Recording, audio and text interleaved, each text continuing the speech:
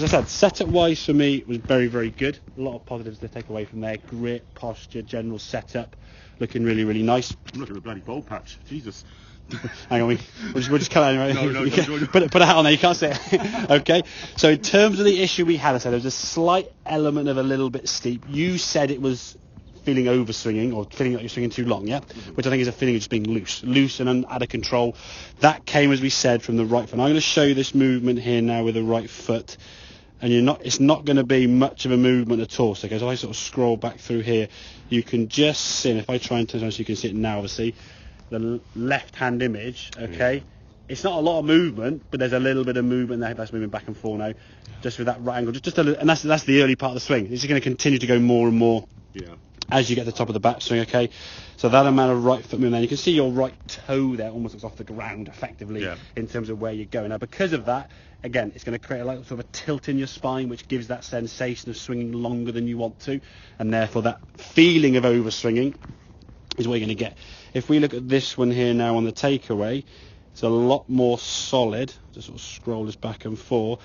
Okay, you can see on the right hand side there, not really any movement at all, a smidgen amount at all. Now again, we're creating tension, okay, by coiling into that right hip, right knee and right foot. It's not, I'm going to lock every muscle in my body so I can't move it and then get very steep. Because what will happen, if you're locked and tense, as you said, self-confessed, not as flex as we want to be, okay, if we can't turn because you're so locked, you have to go somewhere and you just go up. If you can't go round your body because you can't turn, you'll get to about midway back in the sort of back, so you sort of, if you sort of put a position here with a swing on here, you'll get to about there, somewhere on the left-hand side, and if you're so locked and tense you can't move, you've got to go somewhere. You'll just go up, okay? And you then be back in the same... It won't be an overswing, and it won't be so much of a slide, but you'll be in the same steep thing. And the issue we've got in terms of the right hip and the right knee and the right foot doing what it does, it creates a steeper swing, which creates more of an angle in the ball than we want. Okay with wedge, 9, 8 iron, 6, 7, 5, we're probably on the threshold. Longer clubs, you're going to struggle. And if you look back on your game prior to when we first had the sort of lockdown, you could sort of hit an 8, 9 iron, 8 iron wedge was okay. 6 iron, 7 iron, after a bit of practice, you hit a lot of shots, you kind of figured out, and then you go into longer clubs, especially the driver, he was a bit of a nemesis, wasn't it? He was careering off here, and then it kind of got better as we sort of worked on that right hip turning away and getting flatter. At one point, I was doing really well with the driver and you couldn't play with anything That was the thing, and then when you couldn't play with other things, you were thinning the shots, weren't you, because you were getting the flatter swing and working well with the driver, that right hip was working better, and then doing it so much so that when you got to the irons, you couldn't find the ground.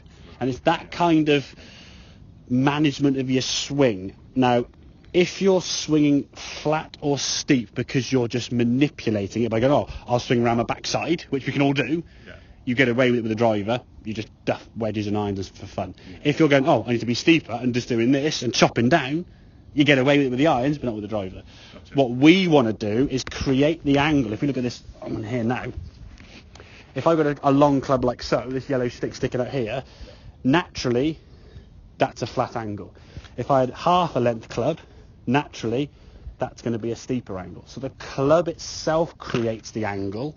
You just rotate around the, sort of the axis of your body, the spine angle, yeah? We don't want to be going, oh, I lift up my arms. It's interesting you said at the start of the session when you said you felt you were over-swinging, and as you can see on the left hand, you weren't really. You said, oh, should I just sort my arm swing?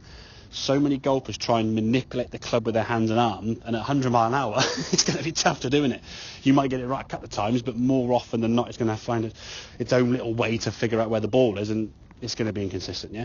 So we've got to think, okay, if I can turn better, just let the arms go where they want to go. They will kind of find their own way of sort of getting to the top of the back. If you're not trying to move them here or there or whatever, as long as you rotate your body better, and this right foot, right hip works as they should do, the club kind of finds a way up there, yeah? If you're trying to position it by going all this sort of stuff, it gets difficult, yeah? That make sense? Yeah, absolutely.